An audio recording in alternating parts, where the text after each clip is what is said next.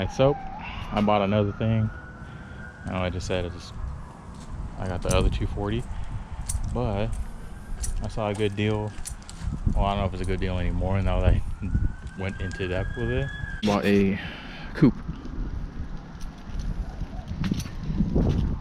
89 S13.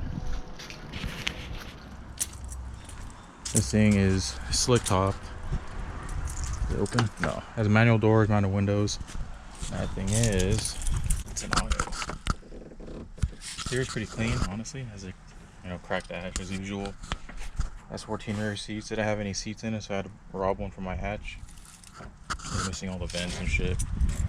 Runs good, but the reason why it was cheap is two fronted. And you know what happens when you two front cars, or why you two front cars. You gotta be an accident. So from what I saw, I didn't see this on the day of, but you can see right there, that's all buckled in. And the fender covered a lot of it. And I don't know if you can actually see, but you see that wheel? Look at that wheel. Straight. That one actually measured out 0 degrees of camber. This is a -3. I have another way of measuring how fucked it is.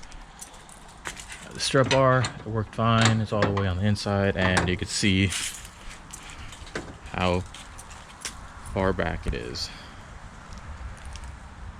So I don't want to give up on this chassis just yet. I might take it to a frame shop, just have them pull it out and be like, just make it straight. I'll do everything else. I'll weld braces and shit. But it's a stock body coupe. That's slick top, so I kind of don't want to just get rid of it. So I'm gonna try stuff at home first. I have this frame puller kit, see what I can do with it. If I can't pull it out, I want to at least pull it this way, so there's no camber no more. You could see the frame rail. It does swoop in. I didn't measure. It is about like 2 inches in. You can see on that one. You can see on this one. It's in. So, with that being said, frame rail, the actual frame rail is straight. So it is the strut tower that moved. That's all that moved. You can see right here, it crumpled in. So, and it's actually torn right here. So I'm patching all that shit up, and yeah, I'm gonna try to get this kit going.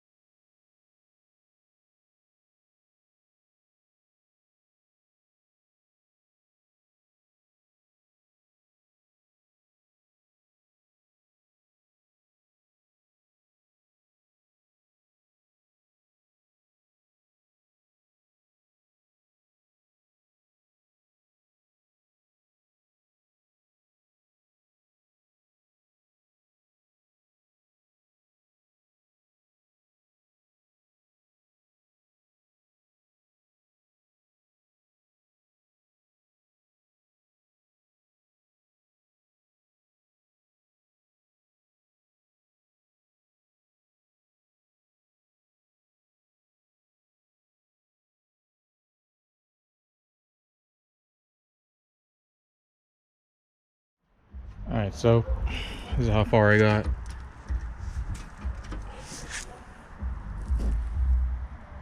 Well, over half an inch. It's still fucked.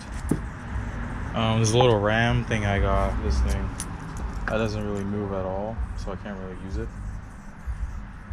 So I could probably pull it out, but I probably can't fix the caster unless if I like tie it to a tree or something and just reverse it, which I might do.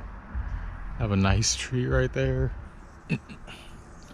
So it might be an option just to pull it forward, and we'll see how that works. Front wheel's a little still twisted, but this part itself is straight. Like the hood itself, that one's actually straight now. So that's straight. So I fixed that part. Now I just need to move the tower over. So yeah. Alright, so kind of went blurry with the thing, but if you see, it's not perfect, but that lines up and this lines up more or less. What I had to do was put I guess we call it hydraulic ram, put one to here and one to the other side, and pretty much just stretch it out. And see how much I had to pull it was, you can see that unpainted mark, it's about 1 inch. So I pulled out 1 inch. I measured it with my other car. Luckily I have already stripped. This one's a straight car, and it measured out the same, so that's good. Strut towers are straight now. You can kind of see fixing this corner pocket,